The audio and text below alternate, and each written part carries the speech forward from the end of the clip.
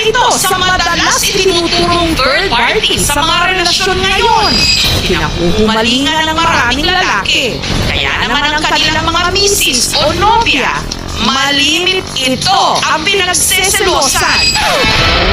Hindi ibang babae, kundi motorsiklo. Sayang lang din yung pera kung napupunta lang din sa motor. Pinagastosan po namin ang aming motor dahil ito yung araw-araw namin gamit. Kailangan itong lagi nasa good condition po. Sa mga guilty dyan, magkano ba kasi ang ginagastos nyo sa inyong rides?